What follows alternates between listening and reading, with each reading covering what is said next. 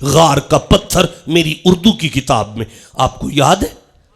किससे याद है? अच्छा बेटा आप खड़े हो जाओ, आपको आप तो खड़े हो जाए, क्या आप खड़े हो जाओ, कुछ नहीं होता यार।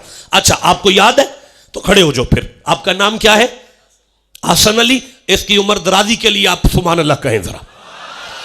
अच्छा जी वो कुछ ऐसे थी, जरा याद करा दें, दोहरा दें, सबको जरा सुना दें कि 3 दोस्त चले थे, रास्ते में बारिश आई, रास्ता भूल गए, तो फिर एक चट्टान पर चढ़े, गार में दाखिल हो गए।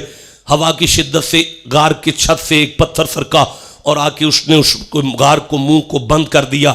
अब वो अंदर थे बंदे, परेशान भी थे, जोर बड़ा लगाया लेकिन पत्थर नहीं हिला। ऐसे ही है ना? ऐसे ही है, नहीं आप ना भी कहें फिर भी ऐसे ही है।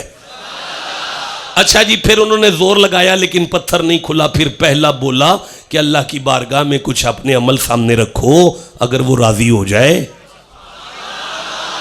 ऐसे ही है ना? तो फिर पहला बोला कि मेरी बकरियां हैं, मैं सारा दिन बकरियां चराता हूं, शाम को बकरियां घर आती हैं तो दूध धोता हूं, यानी दूध चोता हूं, तो मैं अपनी बीवी को बाद में पिलाता हूं, बच्चों को बाद में पिलाता हूं, खुद बाद में पीता हूं। तुझे राजी करने के लिए मैं पहले अपनी अम्मा को पिलाता हूं, फिर अपने बाबा। ऐसे ही है ना? ऐसे ही है ना? ऐसे ही है भाई, ऐसे ही है भाई, ऐसे ही है, वो बता रहे हैं ऐसे ही है। अच्छा तो फिर वो दूसरा बोला और उसने कहा अगर तुझे ये अदा पसंद है तो मेहरबानी कर, तो पत्थर हिला, पत्थर हिला, तो पत्थर हिला जी, वो बता रहे हैं कि पत्थर हिला। अच्छा फिर दूसरा बोला कि मेरा एक मुलाजिम था, मुझसे छुट्टी करके चला गया था, एक बोरी चावल मेरे पास रह गए, मैंने उस बोरी को ज़मीन में काश्त किया, मुझे हज़ारों बोरियां हुई, फिर मैंने बेचा तो मैंने जानवर ख़रीदे, उसमें भी बड़ी बरकत हुई। एक दिन वो मुझे मिलने आ गया, मैंने सारे जानवर, चावल, बोरियां तुझे राज़ी करने के लिए अपने मुलाजिम को दे दी, अगर तुझे ये अदा पसंद है तो पत्थर और हिला। लो जी ऐसे ही है, ऐसे ही है, जैसे वो बता रहे हैं ऐसे ही है। अब जनाब तीसरा बोला, अब तीसरा बोला, अब जनाब तीसरा बोला, अब जनाब तीसरा बोला। भाई डेरे पर आए हो, फकीर का डेरा है, सैयद का डेरा है, कुछ तो मिलेगा ना यहां से।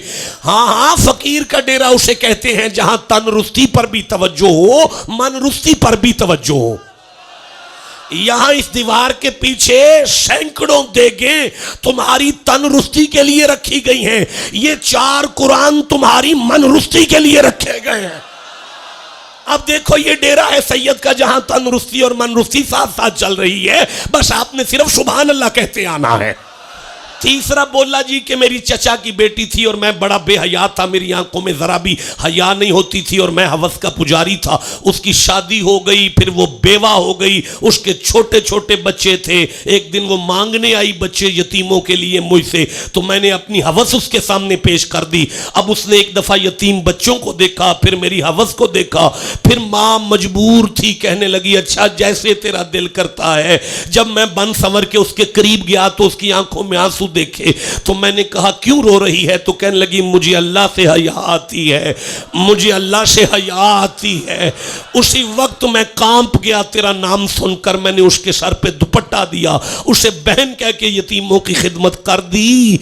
जब ये जुमला उसकी जुबान पर पूरा हुआ, हुसैन का नाना फरमाता है पत्थर मुंह के बल जमीन पर जा गिरा।